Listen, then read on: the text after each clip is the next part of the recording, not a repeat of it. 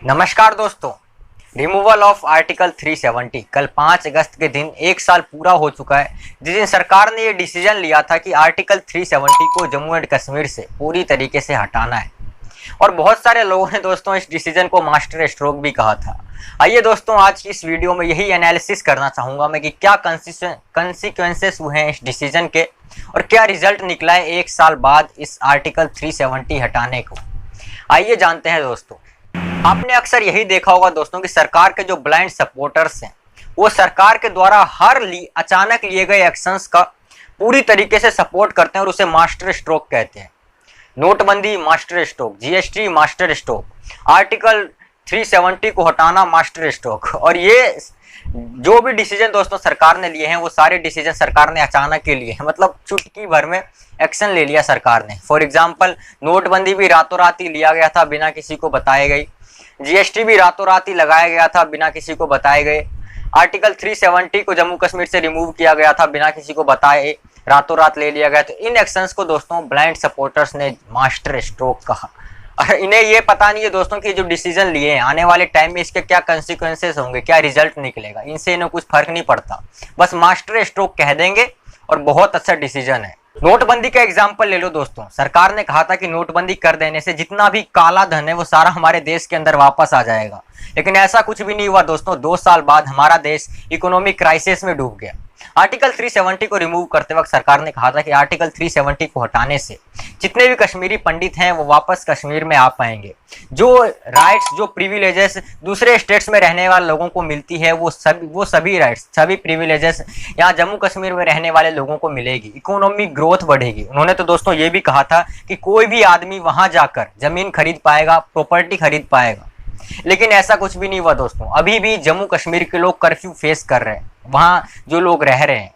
मैं ये बता दूं दोस्तों कि आज से 1 साल पहले से लेकर आज तक वहां लॉकडाउन महसूस कर रहे हैं वहां के लोग, या फिर वो लॉकडाउन भले ही फुली हो या फिर पार्शियली हो। वही लॉकडाउन दोस्तों जिसे हम पिछले 4-5 महीने से फेस करते आ रहे हैं। जम्मू एंड कश्मीर में दोस्तों दिक्कत इस बात की थी कि वहाँ इंटरनेट कंप्लीटली बैन था। कुछ महीनों बाद वहाँ इंटरनेट चलाया गया, वो भी सिर्फ 2G की स्पीड पे। वो भी 4G इंटरनेट दोस्तों जम्मू एंड कश्मीर में अभी भी अवेलेबल नहीं है। आप सोच के देखिए दोस्तों, 2G की स्पीड से क्या होगा, कुछ भी नहीं हो सकता। आजकल जो कोविड-19 की वजह से जो लॉकडाउन चल रहा है उसमें बच्चे ऑनलाइन क्लास ले रहे हैं, ऑनलाइन आजकल तो ऑनलाइन एग्जाम्स भी होने लग रही है दोस्तों। इसमें 2G की स्पीड पे क्या ऑनलाइन क्लास बच्चे देख पाएंगे दोस्तों? इसके लिए दोस्तों में 4G की स्पीड चाहिए। मेरे हिसाब से दोस्तों एक रीजन ये भी हो सकता है इंटरनेट बैन करने का कि वहाँ के लोग गवर्नमेंट के खिलाफ वीडियो बनाकर ना डाल दें, इसीलिए शायद इंटरनेट को वहाँ पे कंप्लीटली बैन कर दिया गया हो। इस इंटरनेट बैन होने से दोस्तों सिर्फ एजुकेशन के ऊपर इसका इम्पैक्ट नहीं पड़ा, बल्कि जितने भी टूरिज्म है, IT इंडस्ट्रीज हैं या फिर ई-कॉमर्स सेक्टर्स हैं, हैंडीक्राफ्ट एरियाज हैं, इन सब के ऊपर इसका इम्पैक्ट पड़ा। आइए अब डाटा देखते हैं दोस्तों कि इकोनॉमिक डेवलपमेंट जो प्रॉमिस करी गई थी कि आर्टिकल 370 को हटाने से आएगी, वो आई है कि नहीं, आइए जानते हैं। दिसंबर 2019 में दोस्तों Kashmir chamber of commerce and industry के अकॉर्डिंग ये बात सामने आई कि लॉकडाउन की वजह से जम्मू कश्मीर के इकोनॉमी को $2.4 बिलियन का नुकसान हुआ है। यहाँ पे लॉस हुआ है दोस्तों जम्मू कश्मीर की इकोनॉमी को। इसके बाद अगस्त और दिसंबर के बीच का जो डाटा है वो हमें ये बताता है कि होटल, रेस्टोरेंट्स, इंडस्ट्री, इनमें जो स्टाफ्स हैं उनमें से कम 30,000 लोगों की जॉब चली गई, 30,000 लोग जॉबलेस हो गए। ऑनलाइन परचेस के लिए जो कुरियर सर्विसेज शामिल है उसमें से लगभग 1,000 लोगों की नौकरियां चली गई, वो जॉबलेस हो गए। यहाँ तक कि दोस्तों होटल स्टाफ्स, हाउस बोट के ऑनर, हंटर, ट्रांसपोर्टर्स ये कहीं दूसरी कंपनी में जाके जॉब कर रहे हैं। उनकी अपनी कंपनी पूरी तरीके से बंद हो गई तो कहीं और दूसरी कंपनी में चले गए और वहाँ जाके वो नौकरी कर रहे हैं।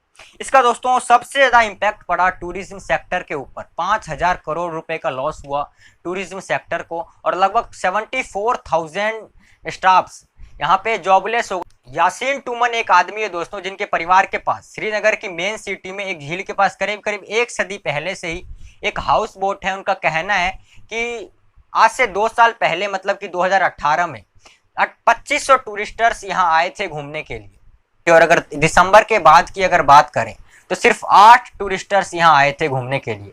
इससे पता चलता है दोस्तों कि टूरिज्म सेक्टर के ऊपर कितना बड़ा इम्पैक्ट पड़ा है इस लॉकडाउन।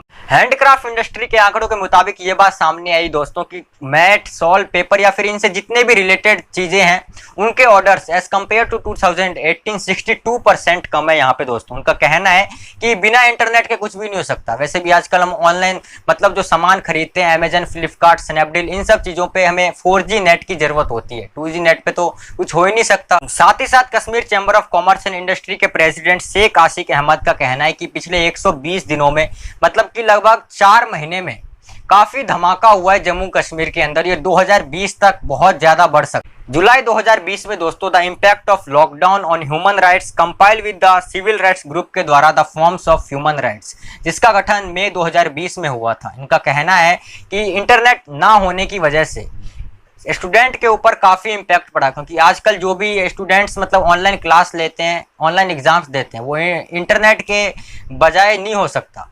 उनका कहना है दोस्तों कि आने वाले टाइम में उनके करियर को काफ़ी नुकसान पहुंचेगा। और 2019 की अगर बात करें तो कम से कम मुश्किल से 100 दिन की क्लास दी गई बच्चों को। तो सोशल डेवलपमेंट के और इकोनॉमिक डेवलपमेंट के 2 फैक्टर हैं और ये दोनों फैक्टर फेलियर ही होते दिखाई दिए दोस्तों। सरकार ने वादा किया था कि आर्टिकल 370 को हटाने से ये दोनों फैक्टर्स और भी बेटर होंगे, लेकिन मेरे हिसाब से दोस्तों आर्टिकल 370 को हटाने के बाद कुछ ऐसा हुआ नहीं है दोस्तों।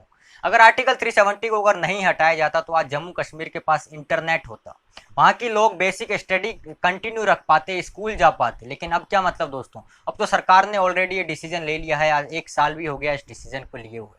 अब आप सवाल उठाओगे दोस्तों कि इस इंटरनेट को इसलिए रिस्ट्रिक्ट किया गया वहाँ पे जम्मू कश्मीर के अंदर ताकि वहाँ के टेररिस्ट जो हैं वो एक दूसरे से कम्युनिकेट नहीं कर पाए दोस्तों। लेकिन ये कोई लॉजिक नहीं हुआ। ये लॉजिक का बार बार इस्तेमाल किया जाता है, लेकिन ये लॉजिक काम का नहीं है।